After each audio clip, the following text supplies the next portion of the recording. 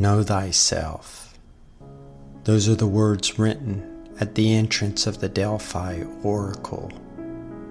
This inscription begs the question to those who make the trek. Who are you? The most difficult question of all for the modern man. So how are we to find our true nature, our destiny? Can they be attained from our dreams or the stories of the past? These are the questions we ponder on this podcast. I'm climbing a mountain. At first, it was difficult. I could not see the peak. As I kept climbing, it became easier and easier until I could see the peak. Then once I reached, I just stepped off into empty space, and a sense of peace overcame me. Jung sat back in his chair, knowing exactly what this dream meant. It was his patient for many years. However, this man didn't really value dreams and sort of made fun of it.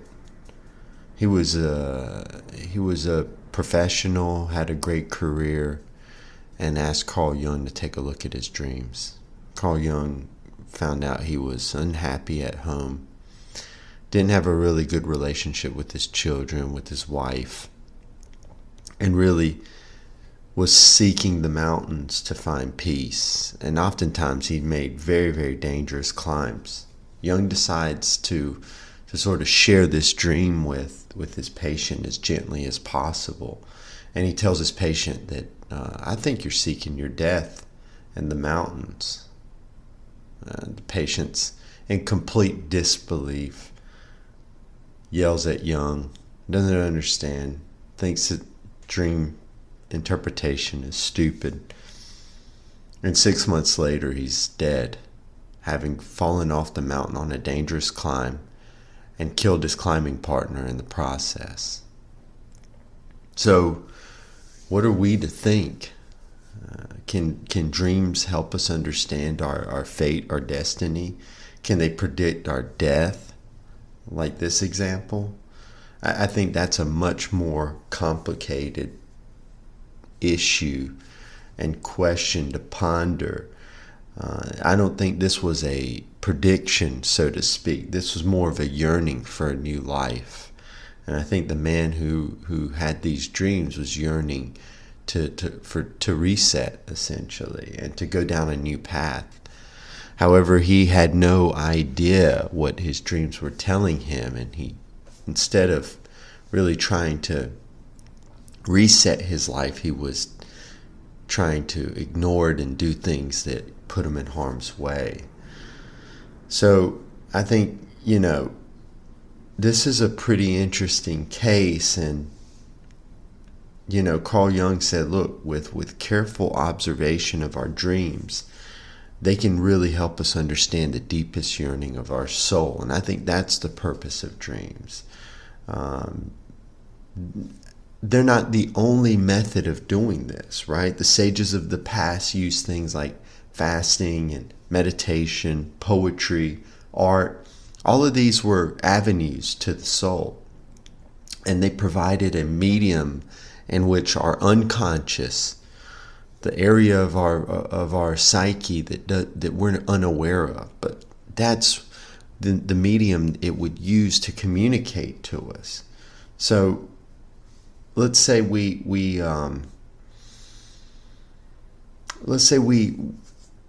this is true. I think what's really important is that we start learning and understanding the breakdown of our psyche and understand our unconscious. In its most fundamental state, the human psyche has this component that's rational, logical, and it's got this other component which is irrational.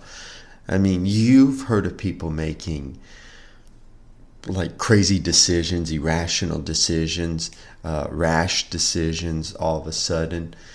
And that's part of our, irrational side. And I think as humans, we ignore that. We sort of say that, oh, that was an outburst or whatever, or that wasn't really me. And we focus all our attention on our rational side. We think that with rationality, we can understand our path in life. The problem with that is that the very brain, this rational brain we're using to deduce who we are, that's been constructed and created by all the people around us. So it's been constructed by our society, by our mom and dad, by our brothers and sisters, preachers, teachers, friends, those types of things. Can that really give us an accurate, unbiased opinion of ourselves? So how are they to know us better than we know ourselves?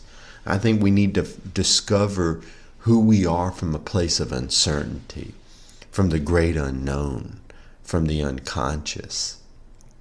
Nietzsche believed that something deep down inside guided him, unfolding his vocation, which vocation actually means calling. He suggested that, our conscious and our rational thoughts should be kept clear of all great imperatives. We should find this instinct deep inside. He believed that there was something more powerful that commanded us, leading us back from side roads and wrong roads to exactly where we should be. In the course of 7 episodes, we'll discuss how one is to learn about this deep calling and their purpose in life. And we're going to study dreams and mythology and music to help unlock these secret messages of the unconscious. So, Jung believed that the unconscious shapes our destiny by influencing our thinking, feeling, and behaviors. The unconscious uses symbols to communicate with us. He believed that these symbols originated from the earliest humans, and they were innate and inherited patterns of the human mind. In other words, these symbols are experienced by all humans from the beginning of time. We all share this. And as he examined dreams, he recognized these same dream images across patients from different ethnic, cultural, religious backgrounds. And then he started studying mythology, and he started to see these same symbols appear in these mythological stories. So when he took those two things together, so these dream images and mythology, and how they span different cultures, because mythology is not just Greek mythology. You have, ancient cultures as well. You have African mythology. You have mythology from Asia. You have Native American mythology. All of these things showed similar patterns. The same characters appeared that one would read about in mythology in people's dreams. And Jung termed this archetypes of the unconscious. And these archetypes are these images. So you have the shadow, you have the anima, you have the persona. We're going to talk about those things a little bit later. But the problem that really, the biggest issue is that the modern man no longer can understand these symbols. When they appear in the modern man, those symbols are completely lost. We've essentially sacrificed the unknown and the mystery of life for all the things that are explainable. You hear people say, oh, that's just psychological. And when they say that, they're dismissing it. And so we've really created this, I guess, disbelief about these things. And you hear people calling myths now have a meaning. When you say it to the modern man, if you say that's a myth, that's a lie. So we've lost touch with these very powerful symbols. And in each episode, we're going to observe these dream images, these mythological stories. We're going to look at music and show how these messages reoccur in our lives so that we could get a better understanding, so we can tune back into the unconscious, into our instincts. And once you have this key, you can unlock the door. Every human is an individual. Every human has a different path. But the key is the same. What you unlock behind that door, that's your personal journey. So next week, we're going to talk more about dreams, symbols, myth, and how all of these things can transform your life.